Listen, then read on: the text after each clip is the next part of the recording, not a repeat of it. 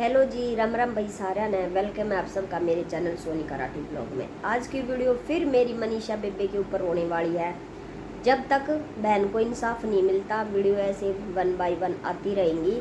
तो कल थोड़ा सा मन उदास हो गया था भाई, क्योंकि सरकार ने, पुलिस ने बहुत ज़्यादा हद तक इस केस को दबाने की कोशिश करी थी। बस एक बार तो मनोबल इतना टूट गया था कि जो पूरा हरियाणा प्रदेश जो जोश के साथ बहन को न्याय दिलाने में लगा हुआ है, उसकी सारी उम्मीदा पर पानी फिर गया, सारा करा कराया ख़त्म हो गया।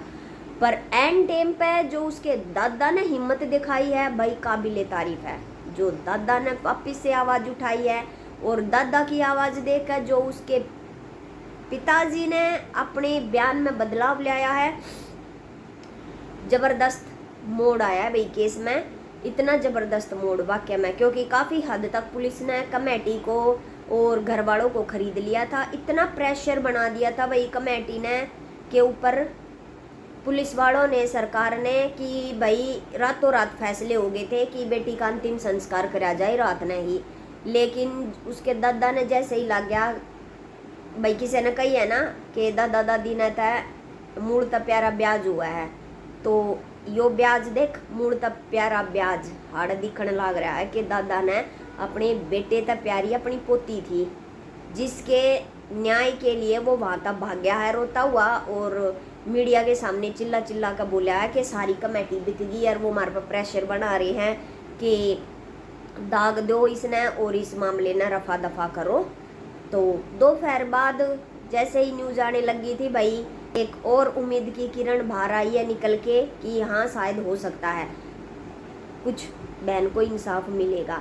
तो भाई अभी अभी ब्रेकिंग न्यूज ये आ रही है कि मनीषा की जो बॉडी है उसको पोस्टमार्टम के लिए एम्स ले जाया जा रहा है। जी हाँ, करेक्ट सुन रहे हो गाइज, मनीषा की जो बॉडी है उसका तीसरी बार पोस्टमार्टम होगा दिल्ली एम्स में। तो उसकी बॉडी को लेके जा रहा है दिल्ली एम्स। अब देखते हैं एम्स की रिपोर्ट क्या कहती है। लेकिन हो सकता है जैसे पीजीआई की रिपोर्ट को बदलवा दिया था, वैसे ही सरकार एम्स की रिपोर्ट को भी बदलवा देगी। लेकिन सेंटर के रूल और स्टेट के रूल काफ़ी अलग होते हैं, ठीक है। अब सबको वेट है एम्स से रिपोर्ट आने का कि एम्स से जो रिपोर्ट आएगी उसमें क्या पुष्टि होती है। क्या वाकई में ही उसने कीटनाशक का सेवन किया है, जो रिपोर्ट में चल के आया है कि भाई उसने पॉइजन खाया है, क्या वाकई में उसने पॉइजन खाया है, या उसका रेप हुआ है, या उस पर एसिड डाल के मारा गया, या किसी ने उसकी हत्या की है, या ऑनर किलिंग है, क्या है। अब सारा इस रिपोर्ट के आने के बाद ही डिसाइड होगा कि असली क्या है। तो ज़बरदस्त मामले में एक मोड़ आने वाला है। लेकिन दाग देनी है भाई सारे हरियाणा प्रदेश के नौजवान साथियाँ की, युवाओं की, जो इतना जोश दिखा रहे हैं बहन को इंसाफ दिलाने के लिए, दिन रात वहाँ पे इतना खड़ा पहरा दे रहे हैं। कल जो ढाणी लक्ष्मण गांव में रात ने पूरी रात जो खड़ा पहरा दिया है ना भाई, युवाओं ने स्पीचलेस, कंप्लीटली स्पीचलेस था। क्योंकि देखो सरकार कितना प्रेशर बना रही है। सरकार को कहीं ना कहीं ये है कि तुम्हारी सच्चाई सामने आएगी निकल के। उन्होंने वहाँ का नेट बंद कर दिया, वहाँ की सारी इंटरनेट सेवा बंद कर दी। क्यों भाई, क्यों करी तुमने इंटरनेट सेवा?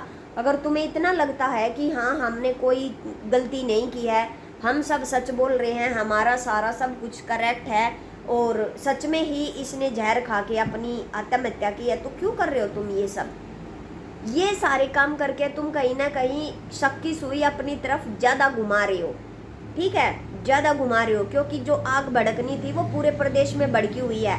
अगर इंटरनेट बंद करना पूरे प्रदेश का करो, पूरे प्रदेश का करो। और इंटरनेट बंद करने से क्या हो जाएगा? कुछ हासिल नहीं होने वाला है इंटरनेट बंद करने से, क्योंकि जो ये एक चिंगारी अब सुलग रही है ना, यो ऐसे ही रहेगी। इंटरनेट पे तो सिर्फ उनको खबर मिल रही है जो कुछ ऐसे हैं जो वहाँ जाके नहीं शामिल हो सकते आंदोलन में। लेकिन ये आंदोलन चल रहा है अब भी। यहाँ तक कि आईजी ने, एसपी ने भी ये बयान दिए हैं भाई, देख लो कितनी दोगलापंथी चल रही है कि आंदोलन खत्म हो चुका है, ताकि और ज़्यादा पब्लिक अपने घरों से ना निकल कर आए और वो उनको ये लगे कि भाई क्या करेंगे वहाँ जाके, आंदोलन खत्म हो चुका है। हद है। और सबसे बड़ी तो शर्म की बात ये है कि भाई न दरिंदों के लिए हम जैसे लोगों को आंदोलन करना पड़ रहा है।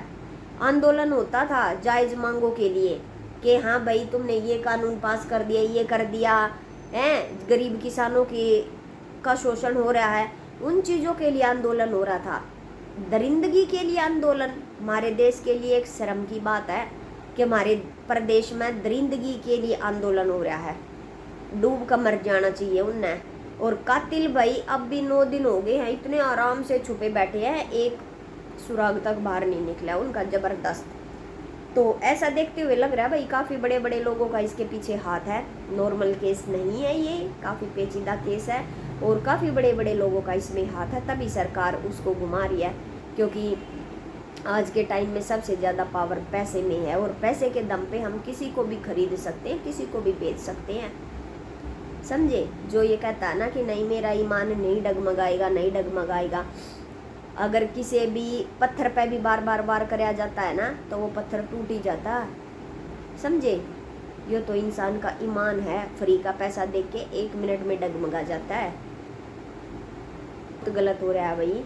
मेरी तो यही गुजारिश है कि बहन के परिवार को इंसाफ मिलना चाहिए, हमारी बेबे ने इंसाफ मिलना चाहिए, नहीं तो न जाने और कितनी मनीषा उस कॉलेज में ऐसे ही शिकार बनेंगी। सारा का सारा मुझे जहाँ तक लग रहा है ना, कॉलेज नहीं, वो मौत का कुआं है, नॉर्मल कॉलेज नहीं है वो, जहाँ पे ऐसे ऑर्गन्स निकाल कर बेचने का, तस्करी का काम चलता है। नॉर्मल कॉलेज है ही नहीं वो। तो यही थी भाई मेरी आज की वीडियो। अच्छी लगे तो लाइक कमेंट शेयर कर देना। इसी के साथ लगता है यहाँ पे विराम, और सारे बोलो भाई जय श्री श्याम।